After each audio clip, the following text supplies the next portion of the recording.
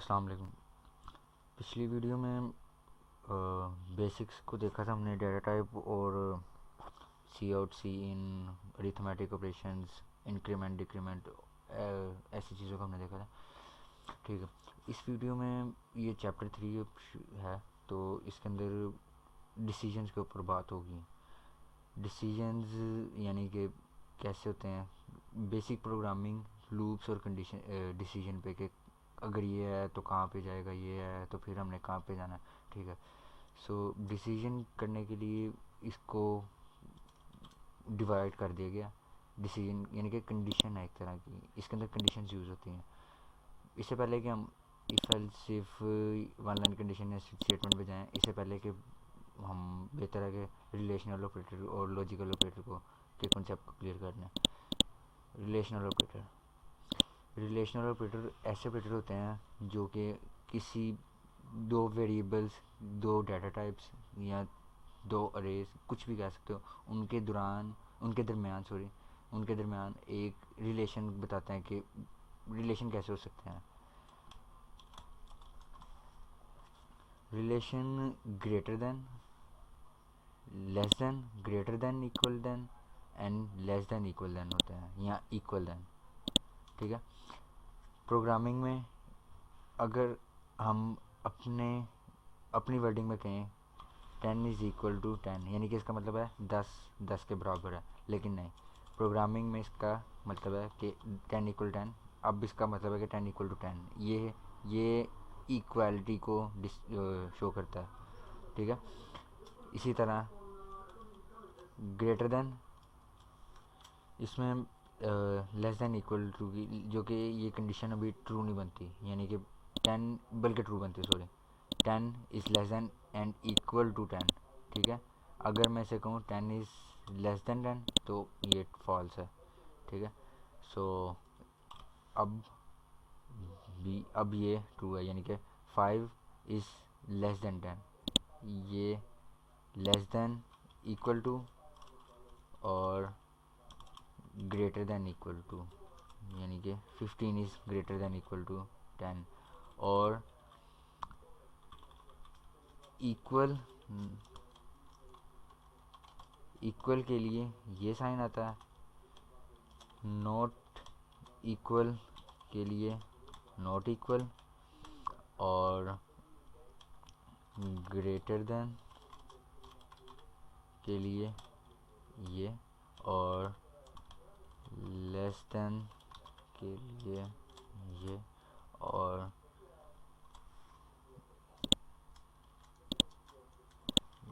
Copy greater and equal के लिए ये साइन, एंड इक्वल के लिए ये साइन आएगा। ठीक है, सो ये कुछ रिलेशनल ऑपरेटर्स हैं। इसको मैं कमेंट में कर देता हूँ ताकि ये नज़र के सामने रहे कि हमने इन्हीं के ऊपर ही कुछ प्रोग्राम्स बनाने हैं। ठीक है, और अगला है लॉजिकल ऑपरेटर्स। लॉजिकल ऑपरेटर यानी कि कंडीशन हमारे पास है कंडीशन ब्लॉक के अंदर, इसको हम लॉजिकल ऑपरेटर को इसलिए यूज़ करते हैं कि एक से ज़्यादा ब्लॉक के लिए। अभी मैं सिर्फ इसका इंट्रोडक्शन दे देता हूँ, यूज़ मैं इसको करके दिखाऊंगा, एंड और। ठीक है, ये लॉजिकल ऑपरेटर्स हैं, लॉजिकल ऑपरेटर्स।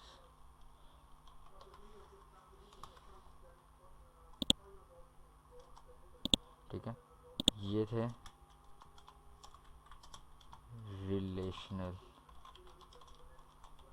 ऑपरेटर्स।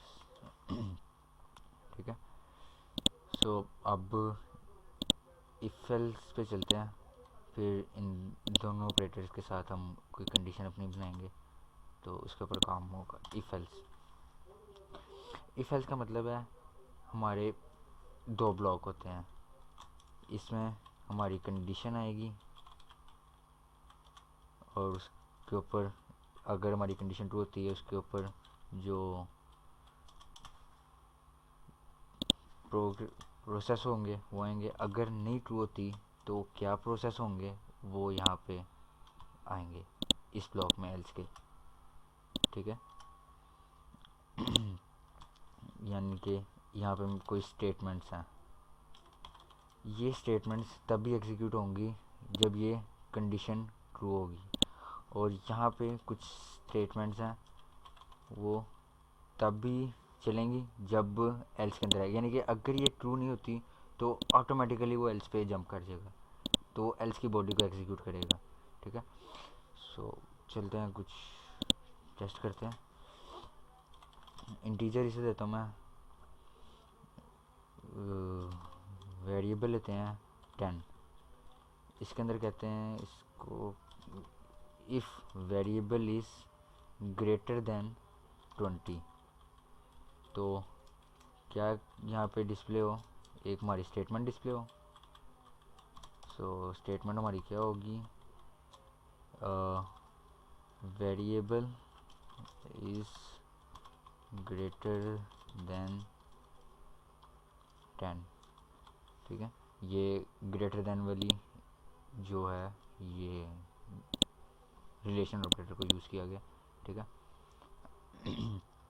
इफ़, ठीक है, एल्स अगर ये नहीं है तो क्या होगा, see out else variable is not greater than 10, sorry both are 20। ठीक है। चला के देखते हैं क्या कहता है हमारा प्रोग्राम। ठीक है, एरर आ गया। एरर हमारा ये है कि हमने यहाँ पे सेमीकोलन मिस कर दिया था। सो सेमीकोलन की मिस्टेक बिल्कुल भी अलाउ नहीं है। ठीक है। वेरिएबल इज़ ग्रेटर देन 20, ये हमारी आउटपुट पे आ गया। ठीक है। चेंज करके देखते हैं इसके अंदर। अगर यहाँ पे मैं कह देता हूँ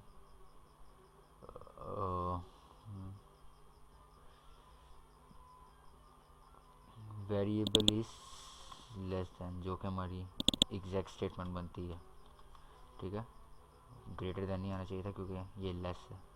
ठीक है।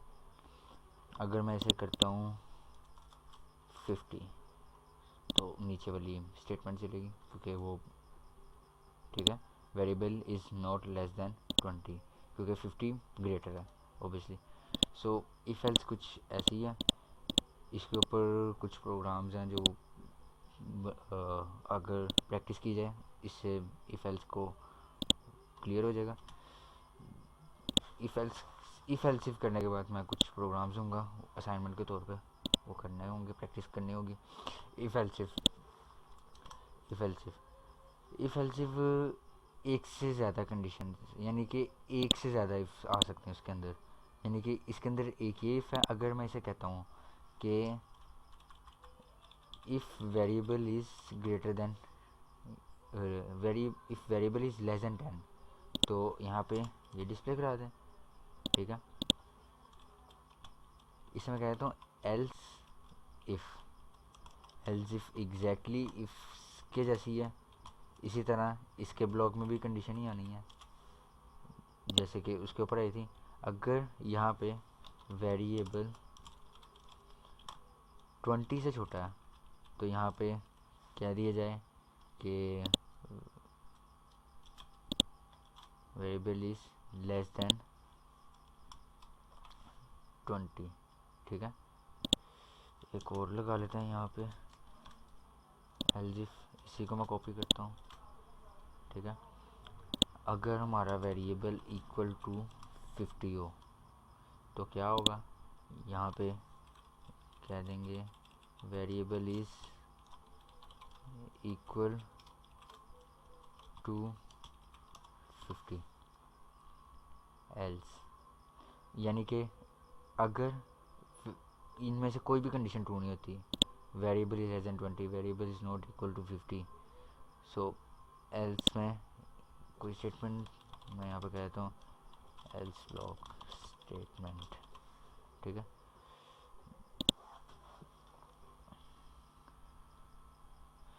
वेरिएबल इज इक्वल टू 50 क्योंकि हमने इसको 50 के इक्वल रखवाया था, ठीक है। So here is our output screen.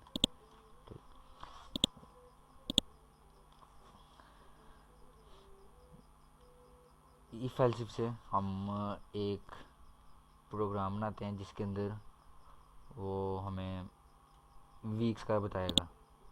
इस सबको मैं इरेज करता हूँ, ठीक है। इंटीजर लेते हैं वीक्स, ठीक है। वीक्स इनिशियलाइजिंग पे 0 करा दिया। प्रोग्राम कुछ ऐसा है कि अगर वीक्स यूज़र हमें दे तो हम यानी कि न्यूमेरिक दे, हम उसके हिसाब से कंडीशन के हिसाब से चेक करेंगे क्या कह रहा है, तो हम उसका जो उसने वीक बताया वो उसको हम डिस्प्ले कराएंगे। एंटर वीक नंबर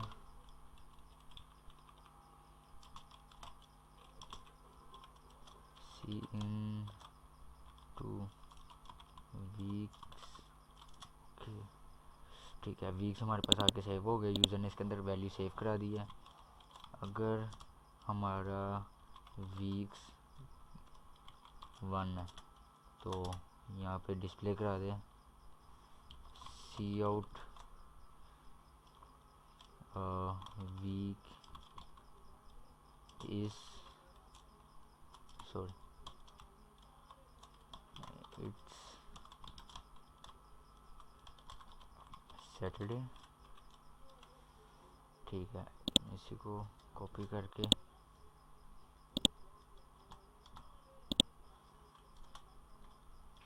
पेस्ट कर देता हूँ।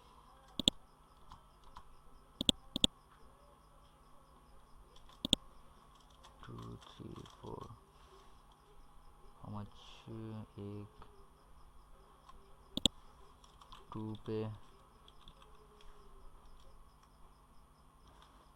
पे संडे सेट कर दिया और 3 पे मंडे सेट कर दिया। इसी तरह बाकियों के ऊपर भी।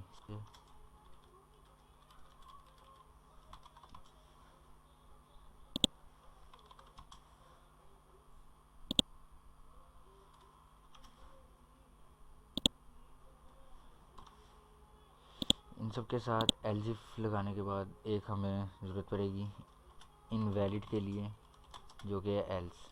मतलब अगर वो इससे ज़्यादा दे दे या कोई इनवैलिड दे दे जो कि इन तमाम कंडीशन से मैच नहीं करता, तो ये एल्स को डिस्प्ले करा देगा। इनवैलिड इनपुट, ठीक है। सो ये था वीक वाला प्रोग्राम, इसको चला के देख लेते हैं आज, ठीक है।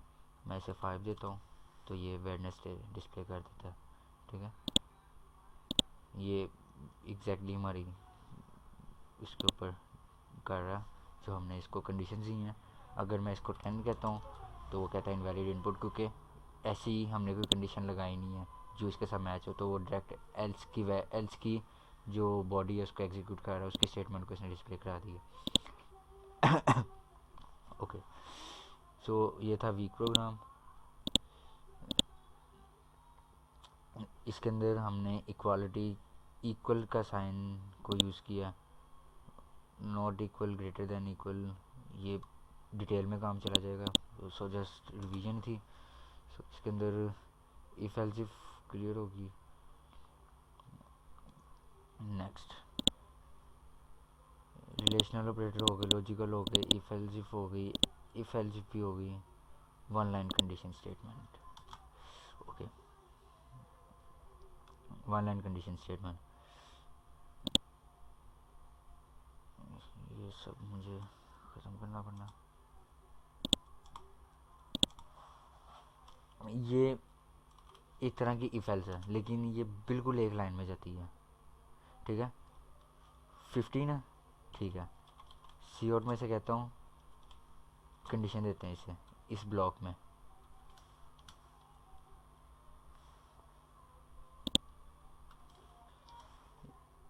सिंगल लाइन स्टेटमेंट जो हमने करनी है उसके अंदर कुछ ऐसा होगा, उसका सिंटैक्स ये कंडीशन होगी, अगर तो वो ट्रू होती है, ट्रू के लिए ये क्वेश्चन मार्क आएगा, अगर तो ट्रू होती है तो ये बॉडी होगी। लेकिन इस लाइन में ये ऐसा कुछ नहीं होगा। इस लाइन में सिर्फ ये बताएगा कि अगर ट्रू है तो 1, फॉल्स है तो 0। ये फॉल्स की बॉडी है। ये बेसिकली फंक्शन की रिटर्निंग टाइप के लिए यूज़ होती है, जो कि फर्दर मैं आगे बताऊंगा।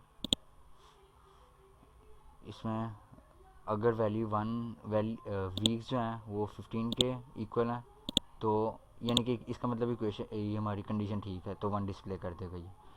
ये ट्रू फॉल्स के ऊपर आती है, ठीक है। जैसे कि मैंने पहले बताया कि ये फंक्शन की रिटर्न के लिए रिटर्निंग टाइप के लिए हम यूज़ करते हैं। तो ये थी one line condition statement. Switch statement, nested if जो है वो ज़्यादा, यानी कि एक आप कह लें, मैं उस रिवीजन के तौर पे मैं करवा रहा हूँ। ऐसे मैं ये कह सकता हूँ कि इफ़ के अंदर इफ़, यानी कि एक इफ़ का ब्लॉक है, उसकी बॉडी के अंदर फिर एक इफ़ है, उसको नेस्टेड इफ़ कहते हैं। या एल्स इफ़, उसके अंदर फिर इफ़, वो नेस्टेड इफ़ स्टेटमेंट आती है, ठीक है। ये स्विच स्टेटमेंट है। स्विच के अंदर एक हमारी कंडीशंस होती हैं और हम इसके अंदर केसेस यूज़ होते हैं,